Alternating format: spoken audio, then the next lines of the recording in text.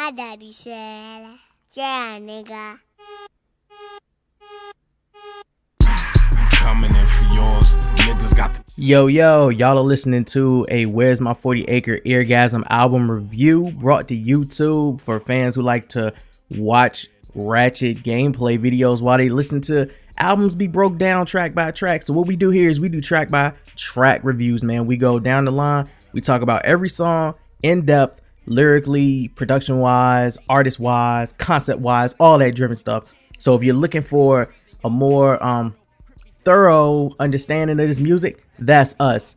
And also leave your sensitivity and stuff at the door, man. We crack jokes, we have humor, it's whatever, we make it fun to listen to. So don't take anything offensive and just laugh, man. If it's funny, why can't you laugh? And while you laughing, make sure you hit that like button at the bottom. Make sure you follow us on Twitter at WM40A. Make sure you check out our website, where'smy40acres.com, and let's get into this starting now. Yo, what's up, everybody? And we're back with another Eargasm review. And we've done a lot this week, and I've said that 50 million times, and this is going to be the 11 millionth of that. This one is probably the most anticipated album that just dropped last week. It's been the most anticipated probably since the last 3 date release changes that we've had from this cat. And that's okay, because the album, for the most part, holds its fucking weight in the game. It came out against, well, it would have been coming out against Mastermind. Rick pushed that back. So it basically came out by itself until Cudi decided to drop his secret fucking LP along with it, which was hilarious. But this is TDE's own Schoolboy Q's Oxymoron, and we're here to do this Eargasm review. So this is Where's My 40 Acres Crew. And of course, I got Twan, I got Mike here. Deidre had to work to get that paper. Q would have been proud of her. So I had to fill in that spot with our buddy Husk, aka Trina, because she be on that ratchet shit just like we do. And Schoolboy is on her ratchet must do nigga list. Can y'all hear me? I'm here. We can hear you. We can hear you. 1, 2, 1, 2. Wait, your mic is checked once, twice. Flex. It's checked. It's checked. So this Schoolboy Q album, let's jump right into this because this is his third LP. He released it at the beginning of the year, the same way he did the last two. He took a bit of a hiatus on this one. The other two came out right behind each other. This one took a bit more. He took some time with it. Coming from a person that really doesn't really buy music like that, no shade to everybody else, but this is just Trina. I actually pre-ordered this album because that's how much anticipation. Like, I was extremely excited. Like, ever since he was doing the promos, and like, when is Oxymoron coming out? And it was like February. Like, nigga, it's fucking November. Like, why do we have to wait so long? So, I pre-ordered it, and so far, like, I sat all day and listened to it. This is definitely an album for Cali niggas. This has California written all over it. I'm ecstatic to see that he has Sugar Free and Raekwon and Corrupt, and he stood outside that TDE boundary where I'm only gonna have my niggas on this album. So that was like a plus for me. And then he actually has he has that one song, maybe probably like 2. He has 2 songs for the ladies. Like, every female that I've talked to that actually has his album, the first song they're gonna say they fuck with is Studio. Cause that's just hella sexy. Sidebar, BJ is the Chicago kid. Like, I don't know what's going on, but for him not to be as major, as big as he needs to be, that's the issue for me. He's ridiculously slept on. His talent is unmatched, and I'm tired of hearing him on features. I need a BJ the Chicago Kid album. Like, but anyway, the only songs that I say I have skipped was Los Awesome and Hell of a Night. I think everybody skipped Los Awesome. I was definitely disappointed with J-Rock's verse. I think a lot of people were. J-Rock's verse on Los Awesome is Los Terrible. It's Los Horrible. It is. It's really bad. I think because we was like, this nigga fucking killed it on Money Trees. Oh, he gonna be on Schoolboy joint and he's gonna fucking murder it. And I was just like, this shit is ass. But look, he killed it on every TDE group joint, and he killed it on Sylvia Demo on Shut Man, his verse on Black Lip Bastard remix on Ab Soul's album was the ridiculous. Best verse on that. Absolutely. He's crazy talented, so I don't know where this Los Awesome and I'm glad that it's number 2 on the album, so we could just get it over with. Yeah. I never wanted to hear a song with 2 Chainz that bad in my life when shit. When I was like, let me just see what they want is hitting for. All right. No, I was definitely disappointed with J Rock's verse, but like I said, there's only 2 songs I would skip, and that's Hell of a Night and Los Awesome. I think Hell of a Night, I don't know, I pray he doesn't make that a single because I don't fuck with it. I mean, other people may, but I can definitely listen to this album all day. I feel like it takes me a while to really get into what Schoolboy is talking about, and I haven't fully processed all of his lyrics yet. But vibe wise, I mean, it's just fun to put on and jam out to. I completely agree with Husk about not Man of the Year, about Los Awesome, and Hell of a Night's kind of sorry, but I mean, it's a solid release. I like it. I'll definitely be listening to it more. But this album did not take me that long to get into. I actually I like this one better than his last one. Okay. I got to agree with y'all. I like the beat for Los Awesome. J-Rock did not need to be on it at all. Schoolboy didn't need to be. Man, look, that song is terrible. I don't mind. Like I said, I don't mind the beats. I live with the flow. And I had to say it for Hell of a Night. I love Hell of a Night. I like Hell of a Night. Yeah, I'm actually the opposite of y'all. And first of all, Los Awesome, it'll grow on you with the beat and the hook, but the verses are terrible. Yeah, they don't need to be there at all. Wait. He should have just had that be an interlude of 30 seconds and just moved on to the next track because it didn't need to be there. That whole I'm a game bang nigga, but I love that. Yeah, I do. I like that part. Game on, you're okay, but the vibe and the beat of the song is dope. Song would have sounded better on Pharrell's album probably than it did on this one. I don't know how that song made the cut when they heard the rest of the album. It was we probably shouldn't put this up here. And I think Hell of the Night fits in with the tracks surrounding it, like Breaking the Bank, Hell of the Night, and Blind Threats. All have basically the same damn sound of just dark and eerie. They flow when you started from The Purge to Blind Threats to Hell of a Night, and then they flow right into each other. Yeah, it's that dark, but we'll get into that when we go track by track to do this. So I mean, I had to disagree with Twan. I think, at first I thought this was his weakest of the 3, and for me, I'm a Schoolboy fan. He's my favorite in TDE. So for me to say that this is his weakest really ain't saying a whole lot diss-wise, because I'm still gonna fuck with it. I'm still gonna purchase it, and I'm still gonna listen to every song on it, even though it's awesome. But the more I listen to it now, I'll have to say that I like Habits and Contradictions better than this, but this is better than Setbacks.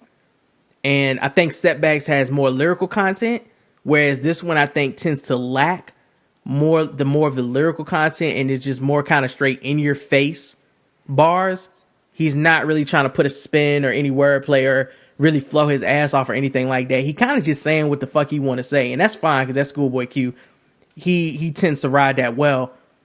Overall, I think the album I'll give it a 4 out of 5. I don't really skip any tracks. You say that so sad.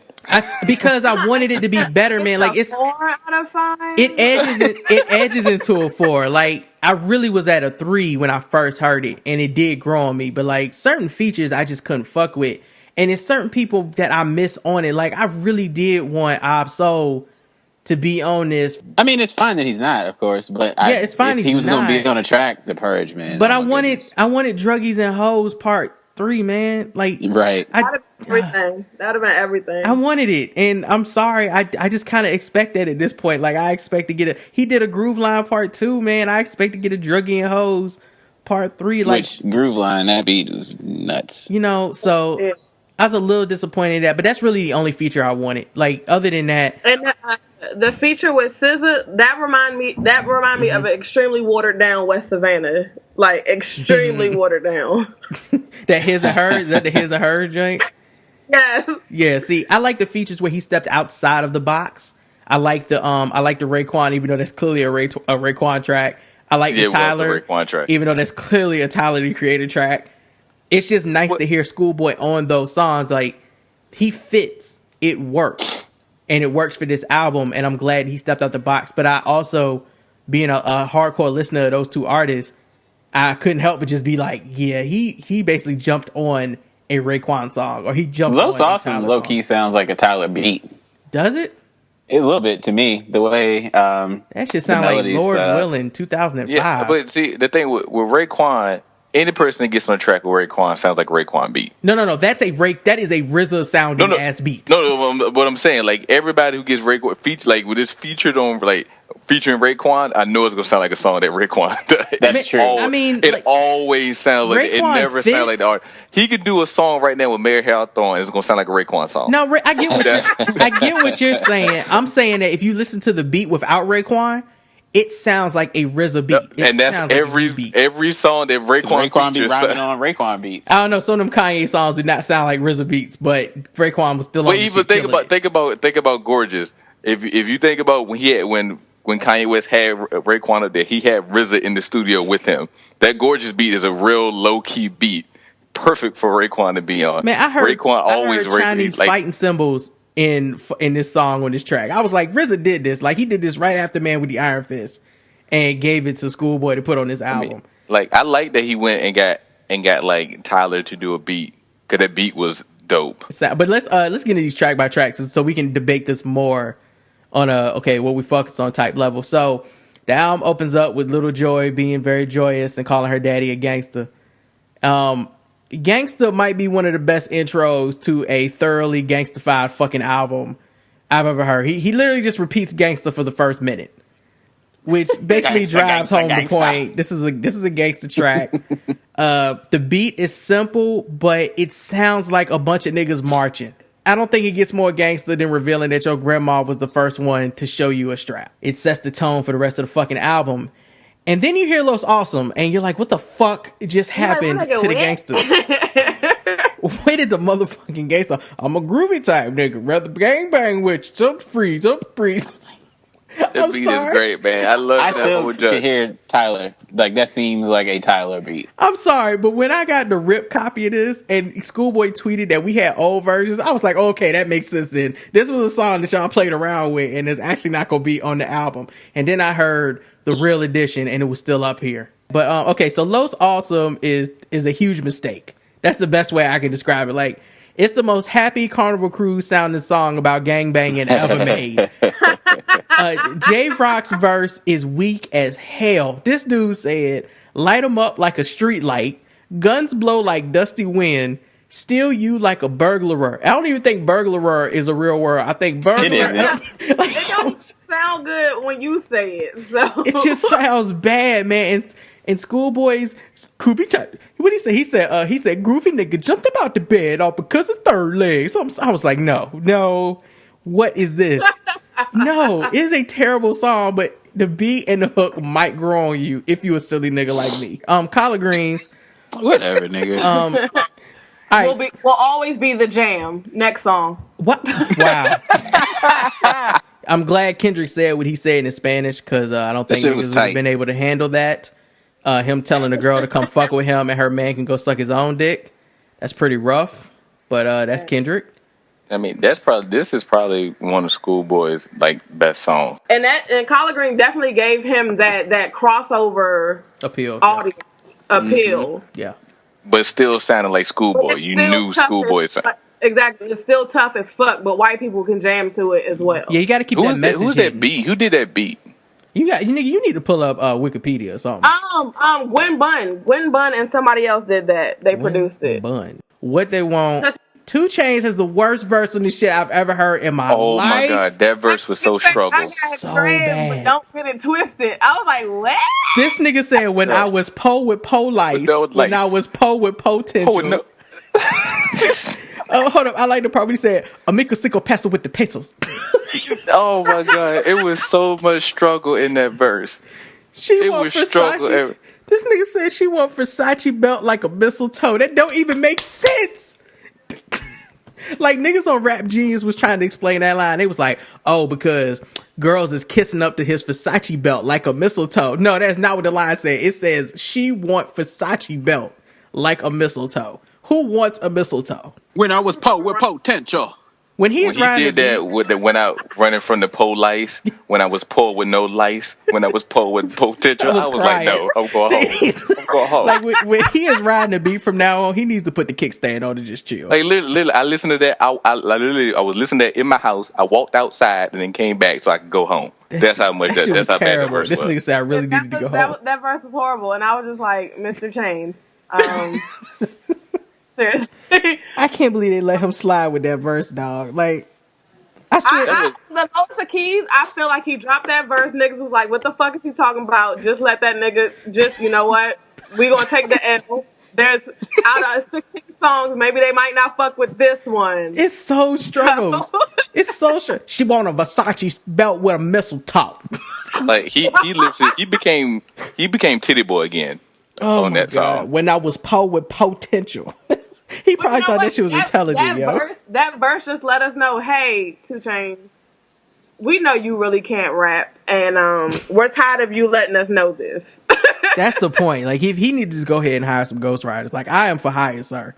I will help you sound 2 Chainsy, just not this bad. I got bars for you that's simple as fuck. Just because I got braids, don't get it twisted.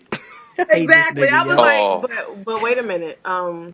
I He love just the going- Hoover Street beat. Yeah, he just kind of going Like street with this shit. Man, But that bass line is ridiculous. Q's you uncle. can't really say that it was a beat and he just started rapping over, because Schoolboy Q lets you know that he can't freestyle for shit. Yeah. So this nigga literally like probably wrote this shit down and was like, this is gonna sound dope on this beat.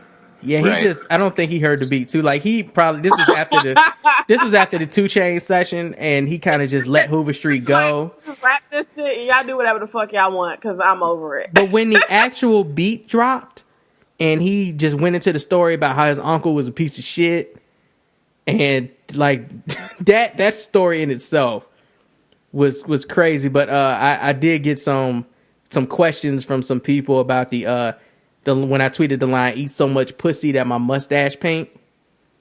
Jesus. Yeah, a lot of people were kind of like, "Well, doesn't that mean?" Yeah, that was crazy. ... And I'm like, it might. It's Schoolboy. It might actually mean that. I don't know though.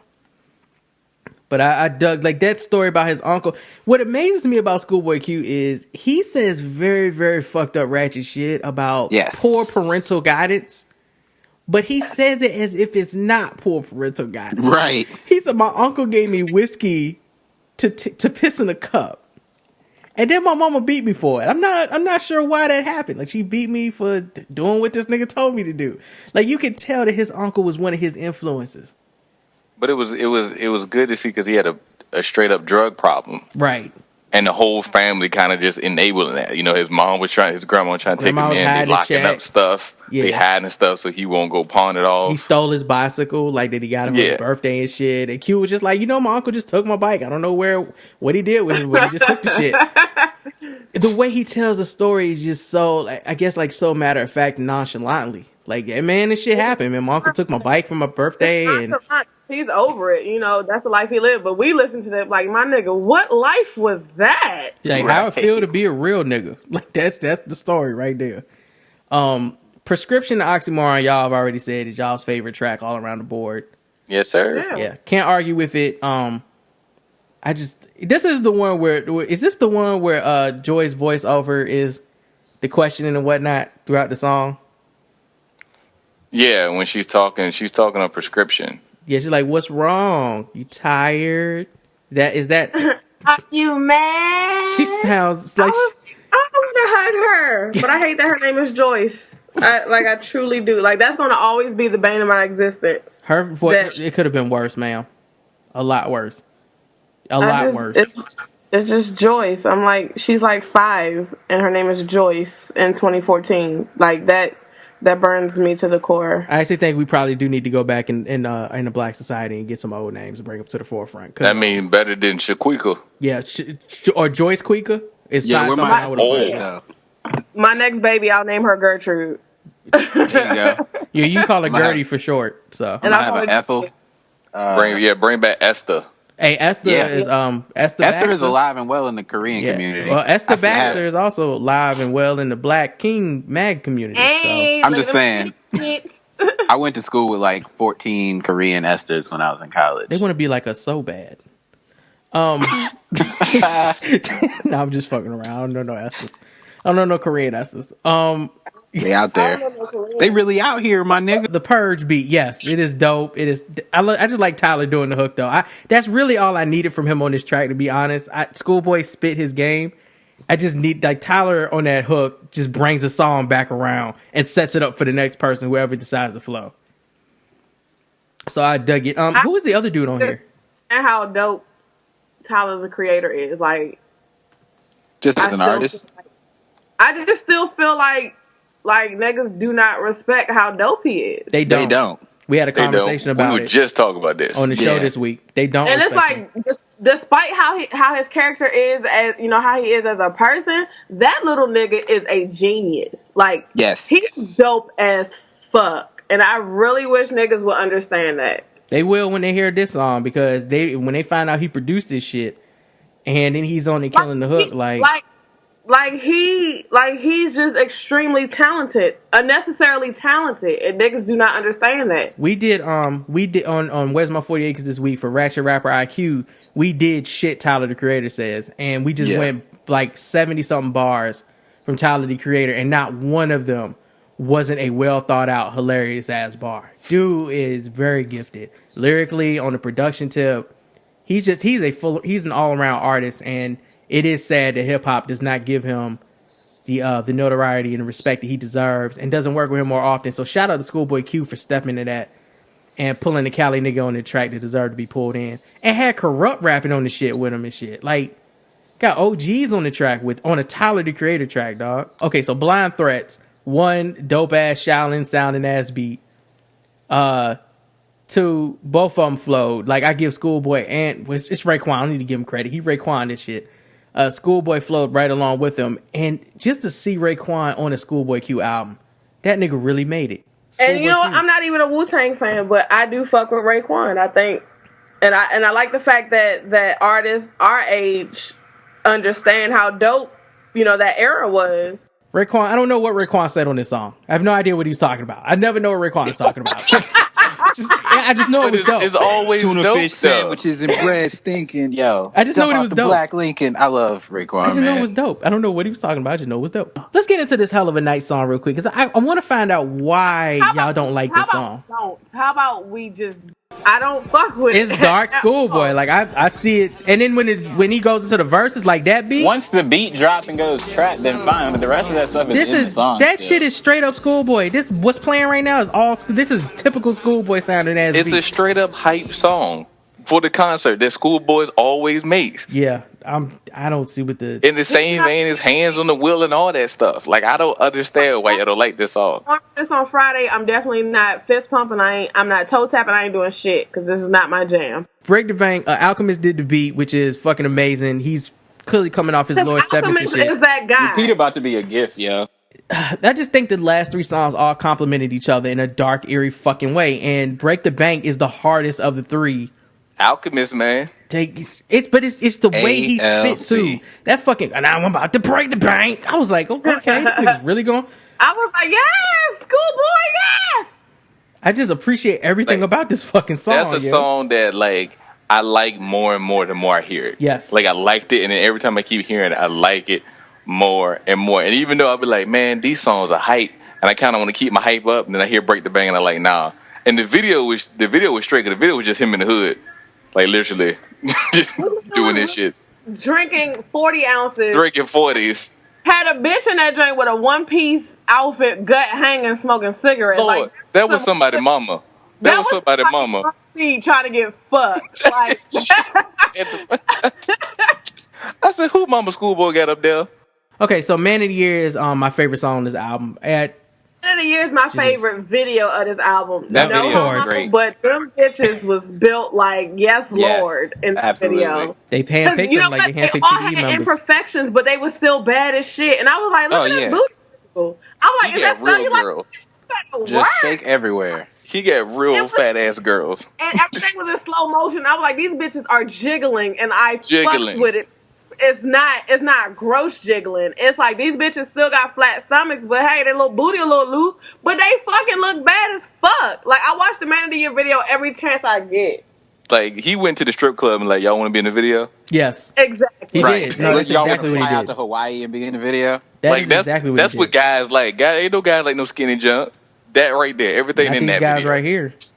Not There these was guys one right broad here. in that joint with red hair, and you knew this bitch came straight off work from the strip club and was like, Right. I'm finna be in this video. Can we talk about the videographer? He's like, you know what? This is why I went to school. I'm still Me mad that they put this damn song on NBA Live 14 because nobody was gonna buy that game and nobody would have heard it if he'd have kept it there. So the next joint is that SZA joint that his and her friend Fiend. I really don't feel Can I anything. show you this world, baby? I don't feel anything for this song. Yeah, it didn't fit the vibe. It fit as a intro to Groove Line, but it I think it didn't was fit. just that, hey, I want SZA on my album. 'Cause That should have really been an interlude, just like a transition. Really should have been an interlude. Like, this is 2 minutes and 55 seconds of I know. Yeah, no, I was. At one point, I was like, when it first came on, I was like, this nigga trying to embody like Outkast a little bit, like he trying to get his stank love on. Then it went to something different, and I was like, this is just confusing. And like, then is he even gonna say anything? Because it's just SZA. Like, were they just trying to get SZA out, like introducing our new singer? I think that's exactly what they did to try to. They want. The thing is, people need to understand she's dope too. She is. And, She is and dope. it's like, Very hey, maybe we just need to put her on something. But like I said, this is the watered down version of West Savannah. West Savannah is just amazing. Yeah. Groove Line Part 2 I finally heard today with Sugar Free, and it's very sugar freed. He comes in and it's like this nigga has not been gone for a good minute. In the mainstream period. So it's a dope ass track, like the beat is dope. Yeah, so fuck LA. I'm not very versed in. I haven't actually heard the whole joint yet. Cause I like fuck LA. I mean, I had to scoop all of these So do songs I. separately, so I haven't heard this one yet. I mean, what does it sound like? Like, is it dope? traditional Schoolboy Q song. Okay, and it's Nez and Rio produced it, so they kind of been on their rise. They did Man of the Year too.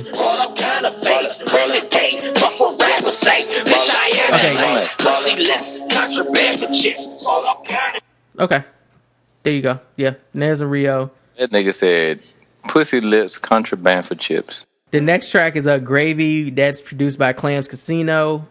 Which, Oh, I like Clams. I have but I not haven't heard that this. song. yeah, I don't have this version. These are Target exclusives that nobody knows of. Well, no, this is the Clams iTunes Casino is exclusive. dope, though. Gravy is Clams is the iTunes exclusive. So this is Gravy and Yay Yay are the iTunes exclusives. All right, Clams made the ASAP sound. he did. Right. He did. If you have the Target Deluxe, then you've heard Pusha Man, which I have not heard yet, but I haven't heard it's that a either. Tay beat, so I'm sure it's Now amazing. nigga gotta go to Target just to get two fuck ass songs. Like, this shit annoys me. Like, Yeah, so there you go, man. This is that Schoolboy Q Oxymoron. We have completely reviewed this thoroughly with some comedy and some other shit. Husk, I appreciate you being here, man. Give me your information so they know Anytime. where to find you and your craziness and all your what's and nots and hosting gigs. And the girl's a hustler. Please tell them. oh yeah, so Husky is trying to become a Renaissance woman or whatever. But yeah, if you want to Oh, find yeah. I'm on Twitter. I am Husk. IAMHUSK for the illiterates. I'm getting into my hosting shit. A lot of stuff I'm doing in New York right now because that's where my opportunities are. So I have another hosting show in April. I'll be promoting that the middle of March. A nigga finna have buttons with her name on it, and cause I fuck with buttons so heavy. So if this prototype of the buttons I want is hella dope, I want to start, selling my shit for like $1. So just look out for that. Anyway, just tweet me. I don't be talking about shit. Just say, hey, Husky, I heard you on this podcast. You seem cool. Yada, yada, yada. It is what it is. Gangster. There you go. Y'all got her information. Y'all hit her up. Give her that $1 for them buttons. And hit her up if you're in New York, but she's hosting in April. She'll have more information for y'all soon. Just follow her on Twitter to get that. Other than that, man, Schoolboy Q's Oxymoron. We all basically gave it, I guess, like a 4 out of 5. Yeah, 4 out of 5. Okay. Strong I'd say ass so. album. Yeah. Worth the purchase. If you want Yay Yay, get it from iTunes. Sorry, y'all. I know it's like a classic Schoolboy track. Sorry. You can buy Yay on Amazon.com as well if you're interested. And Pharrell Williams did write on Los Awesome, so Aha! so there you go. There we go. Yep. Everything has been settled now. Yep. I still believe he was singing background in that hook. But until then, we'll holler at y'all next week. Where's my 40acres.com. Make sure you follow us on Twitter at WM40A. And if you got your own shit you want to reveal about our review or anything else, podcast at where's my 40acres.com. Or call us 443-832-3494. Please don't dial the wrong number because you'll get some angry nigga in Maryland. Till then, peace. And there you have it, motherfucker. That is the whole Oxymoron review for Schoolboy Q's mainstream debut release under Interscope / that TDE label. Make sure you check out all of our other reviews on where'smy40acres.com or thetearsoforphans.com. Make sure you look forward to this Rick Ross Mastermind review that's coming, review that's coming, this Sylvia demo review that's already posted, and this Pharrell Girl review that is also on the way. Hit that like button, leave us a comment, and if it's something else you want us to review, like, say that Sci-Hi Black History Project, let us know. Till then, peace. How'd it feel to be a real nigga?